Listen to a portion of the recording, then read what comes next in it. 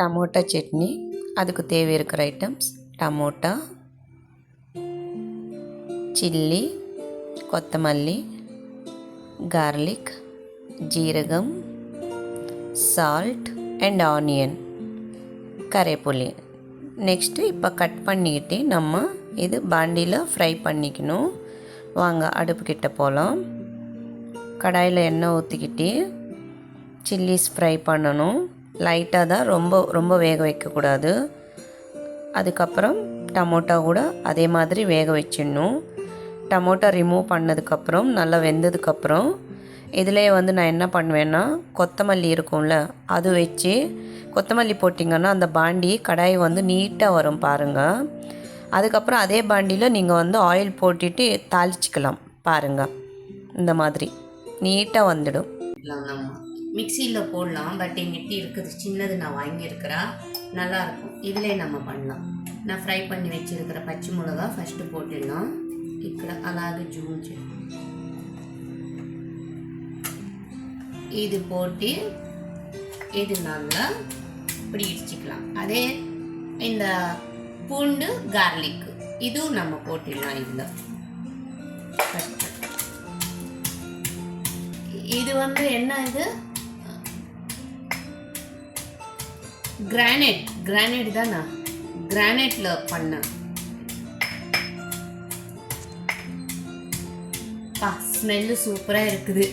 சுடு சுடு ரைஸ் வச்சுக்கிட்டு சாப்பிட்டா பிரமாதமாக இருக்கும்.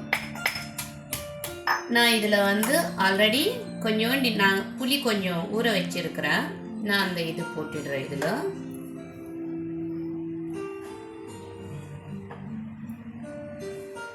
இந்த சட்னி சூடான ரைஸில் வச்சு சாப்பிட்டோம்னா இப்படி பிரமாதமாக இருக்கும். புளி மிக்சியில் போட்டால் அது ஒரு டேஸ்ட் வருங்க, இதில் தான் நல்லா டேஸ்ட்டாக இருக்கும்.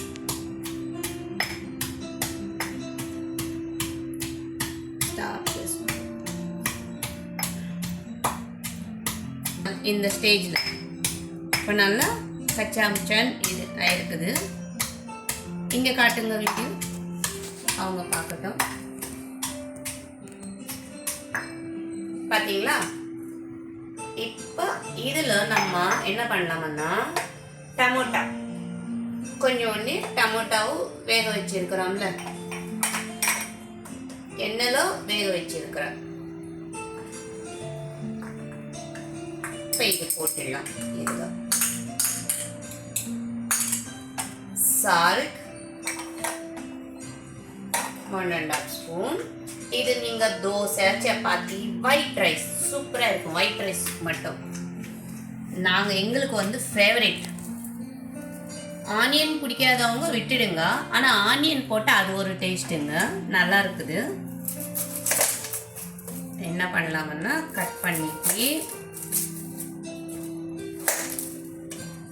அதே நீங்கள் வில்லேஜில் பார்த்தீங்கன்னா, என் சிஸ்டர் வீட்டிலலாம் அவகிட்ட பெருசாக இருக்கும் இந்த அம்மி.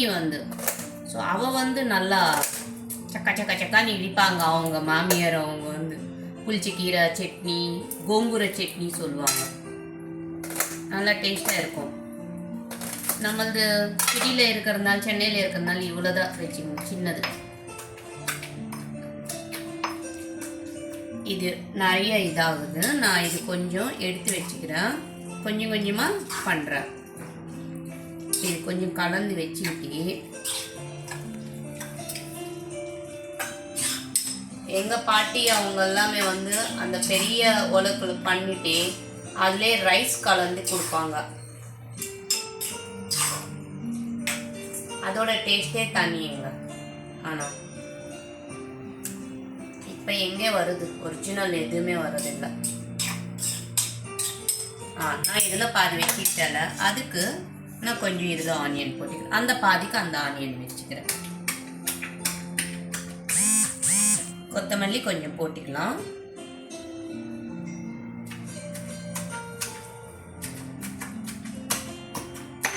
மேலே கண்ணில் படும், பார்த்து இது பண்ணுங்க.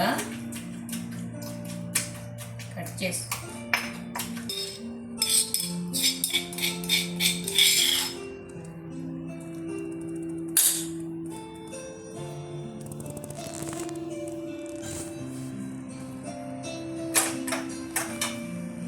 ரைஸ் இருந்துச்சுன்னா இதில் ரைஸ் வச்சுட்டு சாப்பிடலாம்.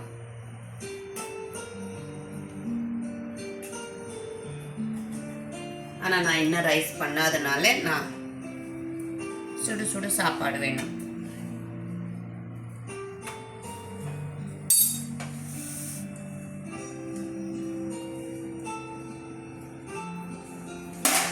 இதுதாங்க. இது இப்போ நீங்கள் அப்படியே கூட சாப்பிட்லாம், இல்லைன்னா தாளிச்சிக்கலாம். தாளித்து அது ஒரு டேஸ்ட் இருக்கும், இல்லை அப்படியே சாப்பிட்டா அது ஒரு டேஸ்ட் இருக்கும். ஆனால் எனக்கு இப்படி தான் பிடிக்கும். நான் இதில் பாதி எடுத்து வச்சுக்கிட்டு பாதி வந்து தாளிக்க போகிறேன். பாருங்கள், இந்த டமோட்டாவும் தெரியணும், அதே மாதிரி வந்து பச்சை மிளகா கூட உங்களுக்கு வந்து கச்சா முச்சான்னு தெரியணும். அந்த ரொம்ப வந்து மிக்சியில் போட்டோம்னா ஸ்மூத்தாக இருந்தால் நல்லா இருக்காது, டேஸ்ட் இருக்காது. அப்புறம் இதில் பண்ணது எதுக்கு, இதுதான் ஒரிஜினல் டேஸ்ட் கொடுக்கும் நமக்கு. ஸோ இது இப்போ நான் உப்பு பார்த்துக்கிறேன்.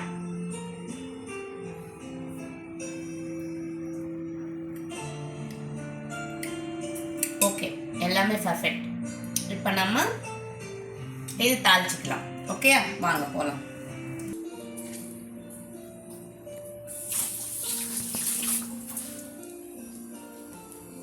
கடுகு, ஜீரகம், உளுந்து,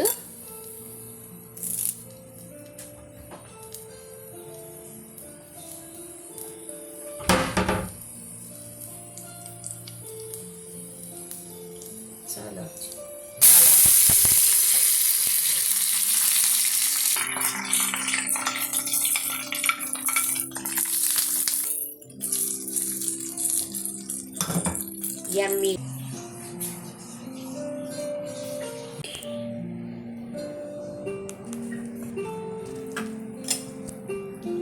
இந்த தக்காளி சட்னி போட்டுக்கிட்டு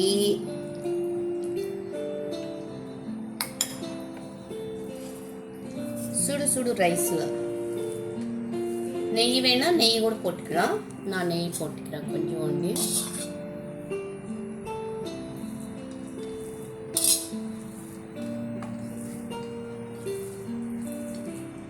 இந்த மாதிரி ஒரு இதே இருக்காது நிஜமா.